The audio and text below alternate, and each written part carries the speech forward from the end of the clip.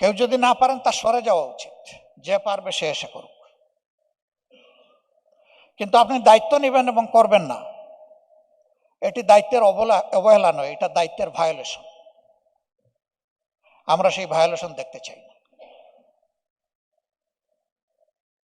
অনেক ভয় ভীতি সমাজে কাজ করছে। এখনো কেন সাংবাদিকরা এই প্রশ্ন করবে যে 12 তারিখ ইলেকশন হবে কিনা, আপনারা কনফিডেন্ট কিনা, ইলেকশন সুষ্ঠু হওয়ার ব্যাপারে আপনাদের কোনো সন্দেহ আছে কিনা? এই প্রশ্ন কেন করে? নিশ্চয়ই কিছু কারণ আছে বলেই তো করে। ওই কারণগুলো রিমুভ করতে হবে। একটা ইলেকশন কি সবকিছুর সমাধান? না, কিন্তু এটা শুরু। একটা বীজ না রুইলে তো গাছ উঠবে না।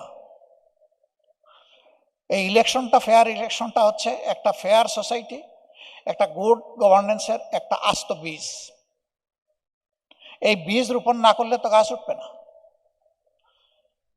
আর আল্লাহর কসম, আমরা ওই বিগত 3 নির্বাচন বা 4 নির্বাচনের মতো কোনো নির্বাচন দেখতে চাই না। আমরা বোঝাপড়ার কোনো নির্বাচন একেবারেই দেখতে চাই না। বোঝাপড়া কোনো অথরিটির সাথে হবে না, বোঝাপড়া হবে রাজনৈতিক দলগুলার ভোটারদের সাথে সরাসরি, অন্য কারো সাথে না। আমরা সেই নির্বাচনটা দেখতে চাচ্ছি। যদি আমরা সবাই মিলে সচেতন দেশবাসী, আমরা যদি সচেতন থাকি, আমাদের বিশ্বাস, যদি কেউ কোনো ধরনের মেকানিজম করার চিন্তা মাথায় এসেও থাকে, তারা পালাতে বাধ্য হবে ইনশাআল্লাহ। আমরা ইয়াংদেরকে কথা দিয়েছি, জীবনে 2-4টা হলেও তো ভোট আমরা দিতে পেরেছি, তোমরা পারোনি। এবার তোমরা ভোট দিবা, আর তোমাদের ভোটের আমরা পাহারাদারি করব।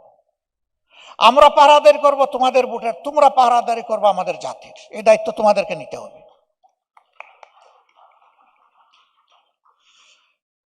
এখানে আমরা যারা উপস্থিত আছি, আমার বয়সের একটা পর্যায়ে চলে এসেছি, কিন্তু এইটাই মিন করে না যে আমরা সব এনার্জি হারিয়ে ফেলেছি।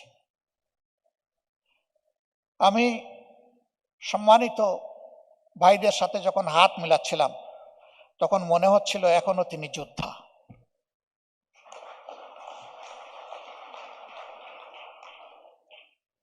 আমি মনে করি হাতগুলা এখনো সেনাপতির হাত ঠিকই আছে, যে লেভেলে ছিলেন। আমি এর চাইতে গভীর বিশ্বাস করি, হার্টগুলা এর চাইতেও বেশি তাজা।